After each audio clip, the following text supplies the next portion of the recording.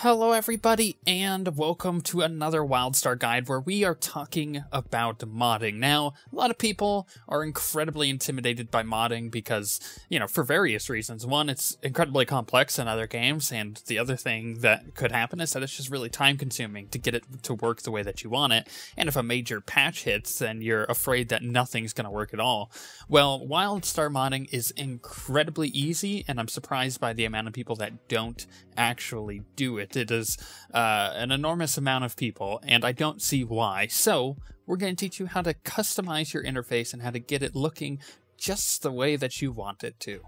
So the very first thing that you'll want to do is go to curse.com, and you'll want to make an account there. And Curse is known for doing a plethora of different games, but the most common one obviously is Warcraft, and it's good that Wildstar is in on this too, because the Curse client makes this so much easier. So once you've made an account, you want to go download the client. It's really quick, super easy, it's not going to install any spyware on your computer, don't worry about it.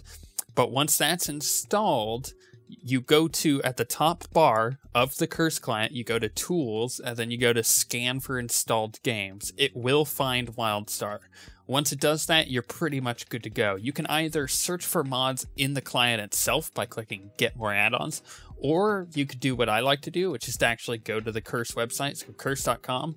On that front page there, you'll see Wildstar. You hover over it, you click on the mods there, and then you can just search for whatever you want. You could search for the most popular mods, you could search for very specific things by typing it in, like if you really, really wanted a nameplates mod, you could probably just type in nameplates, or you could go over on the left-hand side and sort by functionality.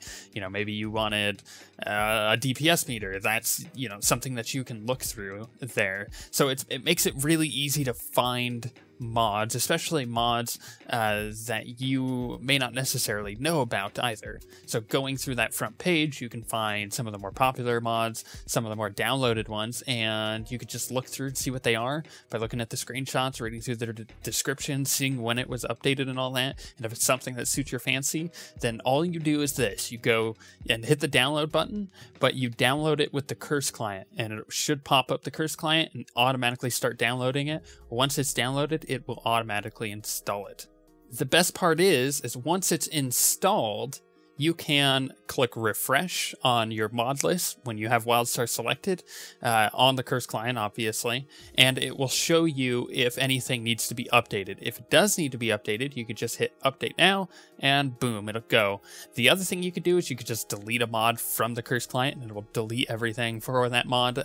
You could save the settings for it if you click delete and you uncheck the little box there, but for the most part, it is a really nice tool because it makes it quick to install. You don't have to worry about digging through files or anything, and it makes it quick to uninstall, which is the most important part when you don't like a mod.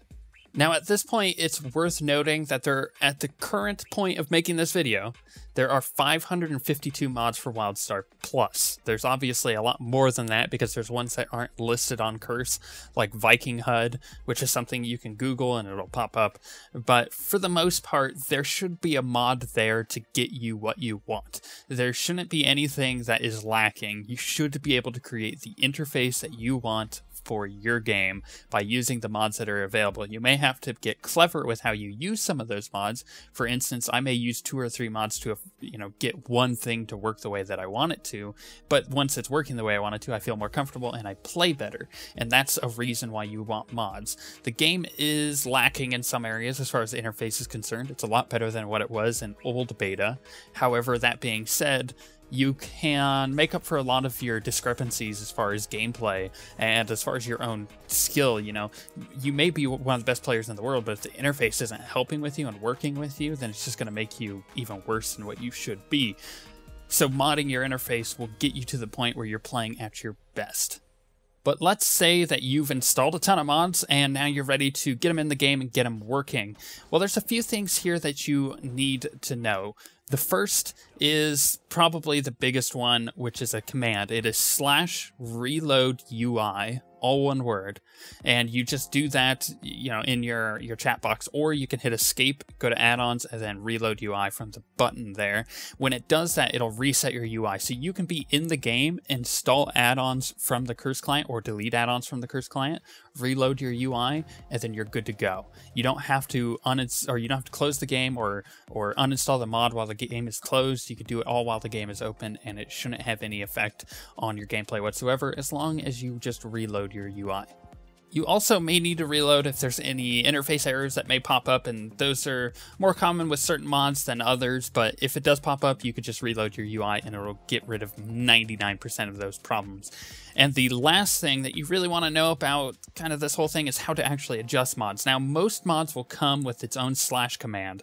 Like, I have a mod called Better Party Frames. Its / command is /BPF. And when I do that, it'll pop up the interface for it, and I can start editing it and, you know, changing settings, making it the way that I want it to look. However, a lot of mods come with their own menu. When you hit escape, it'll be on the left-hand side of your screen under its own little menu, and it should have something there. There are 2 menus, actually technically there's 3 by default, that are really important. There's the key binding ones, that's a carbine one, so that one's there when you install the game. Then there's interface and HUD. Now, those 2 are really important because you can change things around in there. You can make it so your action bar only shows while in combat, or your mount button only shows while you're out of combat, or you could just hide it in general. So it's a good way to go about it rather than having to turn off specific mods in case you're, you know, trying to move certain interface parts out of the way, so you can put a very specific mod in a very specific spot of your screen. Also, when you hit escape while you're in the game and you go to the add-ons menu, you'll see every single add-on that's running, how much memory it's taking up currently, which isn't really that big of a deal. You'll find very, very few mods that actually are eating up enough memory to make it a performance loss on your game. Most of the time, at least nowadays, everything's running pretty smoothly and optimized, so you won't really get a ton of stuff eating your performance. But here you can see what mods are actually functioning, which ones you can turn off, and at any given time you can click on one of the mods. Say you've installed one, it's not working the way that you wanted it to, or it's something very specific for a class, like it's a warrior mod or a medic mod. You can click on it and you can force it to load or force it not to load. This is also very handy if the game updates its API, which is the stuff that it makes, you know, it calls the add-ons from. So this default interface is also part of this API. And you can change it so it loads regardless of what API version that mod was made on. So say we're running API 9 and the mod I was running before is running API 8 and it doesn't want to load because of that, you can force it to load regardless of the API version mismatch. The very last thing here on this screen is that there's an advanced options button, and you can set it to load a mod for a very specific character or on a specific server, or only when you're playing on a very specific account in case you have other people playing on the same computer. So it's a nice way of editing how your interface will look on each specific character. But that leads us into the very, very last thing that we need to talk about. And that is being able to either save your interface for your specific account or character and use it either on a different computer or when you've uninstalled the game, or just to save it to use it on a different character. Now here's what you do. This is all outside of the game. If you're running Windows, you go to the Start menu, and under the Run command there, especially Windows 7 or 8, you would do the Run command. You want to go to %appdata%. So that's what you would type in, you hit enter, and what that does is that actually takes you to an app data folder, which by default is hidden. If you want to get there just in the normal tree of things, it should be under C, users, your username, app data, and then roaming is what you want to go into. From there, you find NCSoft, and this is where most of everything is actually saved as far as add-ons go, whether it's downloaded add-ons that are installed or add-on saved data. Now, your add-ons themselves are installed under the folder add-on. So if you go to, NCSoft Wildstar add-ons, that's where all of your add-ons are actually stored as far as their information is concerned. But for very specific characters, that's under add-on save data. So you go to that folder, and then there'll be like a really ambiguous folder. It's like BRO6B6A5QL2 or something like that.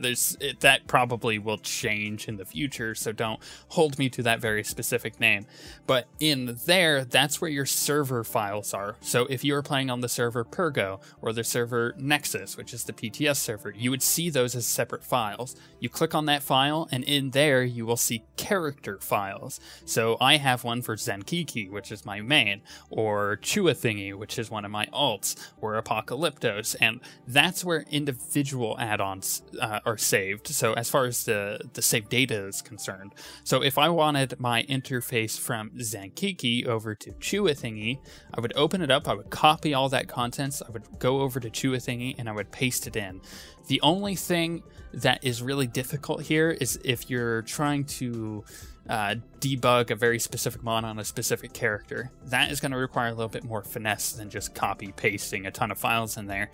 What you want to be careful of also is backing up. So I would say take all of those files before you edit them and copy them to a very specific like backup folder that you make in somewhere else on your computer. That way, if anything goes wrong, you could just always copy in your old interface and you're set, right? So that's a good way to take care of that. But for the most part, this is where all of your stuff is stored. If you wanted to transfer things to the public test server, you just take the stuff from your character server. So like mine is Pergo, and then Zenkiki would be my main one. I take all those files and I copy them over to Nexus on the PTS folder, because that's the server for the PTS. And then I would have my interface for my character there. The other thing you could do is you could just copy the folder like Zenkiki and just rename it as one of your other characters. That way you don't have to copy the stuff inside of it to another folder. But this is how you basically go about loading in interfaces on separate characters. It works quite well. It's actually, while it's kind of weird because you have to dig through files, I said this is the most complicated part, it is actually fairly easy, and it's pretty hard to mess things up. But now that we've gone through that, I wanted to mention that on OSWnetwork.com, if you go under extras, there should be something that says series mods. Now, if you go there, you'll see Wildstar and Kerbal Space Program and any other game that I end up adding for games that I'm running that currently have mods. And you'll be able to go into that and find the game. So you'd find Wildstar in this case, and you could see what mods I'm running. I'll also make sure I put links to all those mods, so that way you're good to go. You just go there. I'll keep that page updated. If you're looking for a very specific mod that I'm running, you can see which ones I currently am running. And like I said, I'll keep that up to date every single month, so that way you're never really falling behind. You're never really looking at my interface when I'm making a video going, I wonder what he's doing with that mod there. I wonder what mod that is. Because for the most part, you could go to that list and figure it out very easily. But with all of that being said, I encourage you not to be scared of modding if that's something that is really, conflicting you as far as the game is concerned, and just get in there and make the game the way that you want it to be, because that actually makes the game a lot more fun. If you like your interface, you'll end up having a lot more fun, as weird as that may sound to some people. But overall, I have confidence that you'll be able to do it great. There won't be any problems, and if there are, you'll be able to figure them out. It's pretty easy. But with that being said, we shall see you guys next time.